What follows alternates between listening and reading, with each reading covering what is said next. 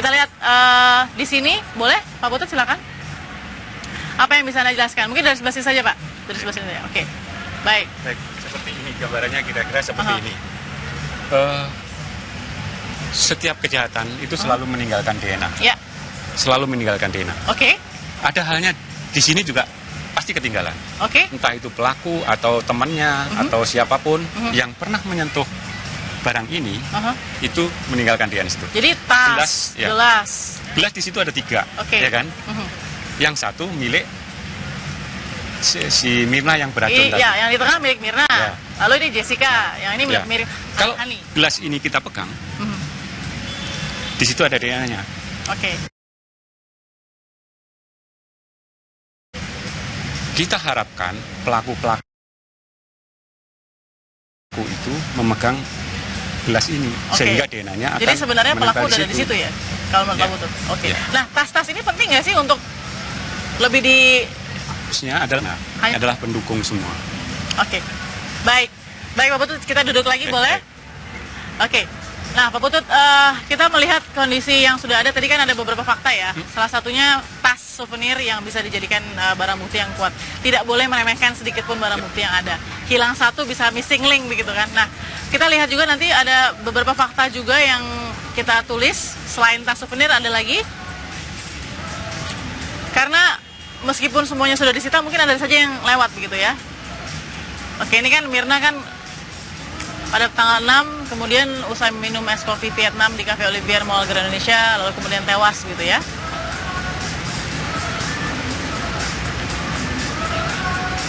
Ada dugaan kematian tak wajar yang akhirnya juga diketahui ada racun cyanida.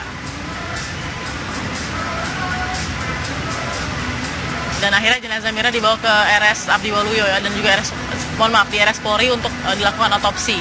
Sebelumnya sempat ada penolakan pihak keluarga atau pihak pengacara. Tapi akhirnya ada otopsi di 5 hari kemudian. Hasil otopsinya memang ada kerusakan lambung akibat zat korosif. Lalu Polda Metro Jaya juga menggelar prarekonstruksi di Cafe Olivier pada tanggal 11 Januari.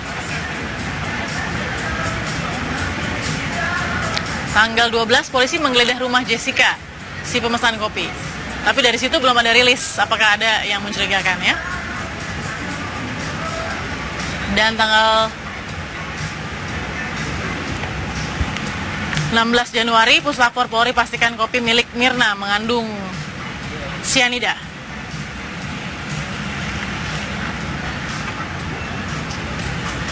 Oke, kita lihat perkembangannya. Sudah ada Adin Fatoni di Polda Metro Jaya. Apakah sudah ada rilis di hari Jumat malam ini? Silakan Adin Fatoni.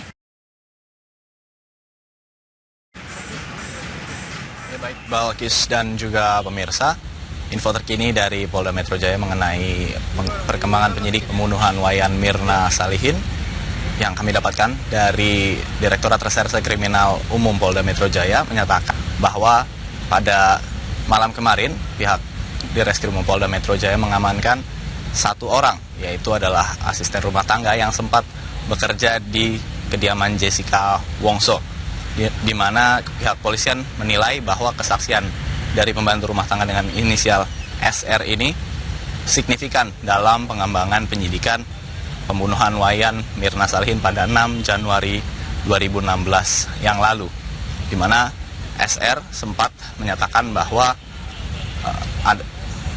Jessica Wongso sempat membuang celana yang waktu itu dikenakan oleh Jessica pada saat bertemu atau pada saat berada di tempat kejadian perkara pada 6 Januari 2016.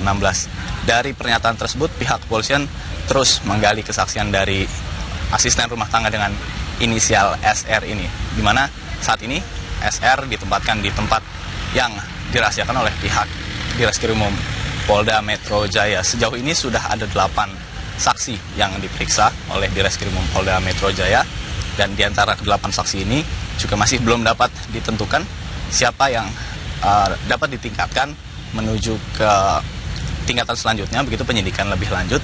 Namun dari kesaksian baik itu petugas kafe ataupun teman-teman Wayan Mirna Salihin yang waktu itu berada di tempat kejadian perkara seperti seperti Jessica dan juga Hani, hari ini tidak ada jadwal pemeriksaan terhadap kedua orang tersebut, baik Jessica maupun Hani, seperti yang kami pantau di jadwal pemeriksaan yang ada di Direktorat Reserse Kriminal Umum Polda Metro Jaya. Selain kesaksian dari pihak-pihak terkait, pihak Direktorat Reserse Kriminal Umum juga mengumpulkan sejumlah kesaksian dari para saksi ahli. Saksian lisan ini yang sudah disampaikan oleh sejumlah ahli, diantaranya adalah ahli laboratorium forensik, kemudian ahli forensik psikologis, dan juga ahli hukum pidana. Kombes Pol Krisnamurti selaku Direktorat Reserse Kriminal Umum menyatakan bahwa pihak polisian masih terus melakukan penyidikan karena masih membutuhkan satu lagi kesaksian kunci untuk mengembangkan siapa yang membunuh Wayan Mirna Salihin. Di tanggal 6 Januari 2016 yang lalu, Wayan Mirna Salihin tewas setelah mengkonsumsi kopi yang diminum di salah satu pusat perbelanjaan di wilayah DKI Jakarta. Untuk sementara demikian informasi yang dapat kami sampaikan dari Polda Metro Jaya. Kembali ke Balkis. Ya, Adin, Pak Tony, terima kasih dari Polda Metro Jaya. Kita masih menunggu rilis pihak kepolisian, meskipun mudah-mudahan tidak terburu-buru menetapkan, karena mudah-mudahan kalau sudah ditetapkan karena sudah tepat begitu ya semua bukti-buktinya. Sambil melihat juga bagaimana ketika kemudian Mirna dan Hani bertemu Jessica ya dalam sketch ini. Oke, kita lihat lagi tadi ada beberapa fakta Pak Putut dan Mas Kirdi. Selain tas souvenir ada juga hal lain yang jadi tanda tanya begitu. Paling tidak ada es kopi Vietnam yang dipesan. Ada nggak kemungkinan bahwa ada karakter tersendiri dalam es kopi yang bisa memburamkan cyanida misalnya? Ada, misalnya embunnya dari es itu ya, itu bisa melarutkan DNA atau sidik jari, sehingga tidak bisa dibaca. Oke. Nah, selain es kopi ada juga beberapa ya yang kita lihat jenis kopi yang diminum ya. Tadi kan karena ice begitu kan dibiarkan 50 menit ya. Tidak akan mempengaruhi cara kerja cyanida begitu ya, Pak Putut ya? Oke. Apakah akan mengendap atau akan ada di atas begitu sebenarnya cyanida itu? Atau larut bercampur? Saya kurang tahu persis tentang cyanida ini. Ya. Dia larut dalam air atau tidak. Ya. Tapi kalau dia tidak larut pasti ada endapan.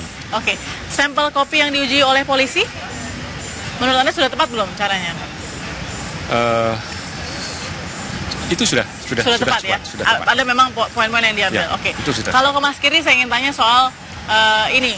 Jessica sempat beralasan soal membawa kopi dan sementara Hani mencicipi atau menelan. Ini masih pertanyaan, mencicipi atau menelan? Bagaimana Anda bisa menjelaskan ini? Jadi kalau misalnya sebetulnya dua-duanya kalau punya mencicipi nelan ya, tapi maksud saya gini, kalaupun mencicipi kita sebut sebagai mencicipi, sejumlah apa?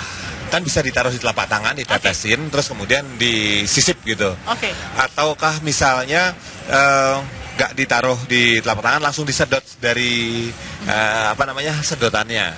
Oke. Nah, oke. Kita sudah melihat fakta-faktanya bahwa Mirna menurut pengakuan saksi-saksi, sekali lagi menurut pengakuan saksi-saksi, dia menenggak kopinya itu dari pakai sedotan kan, ini gluk gitu misalnya katakanlah, atau gluk gitu, berapa banyak lah.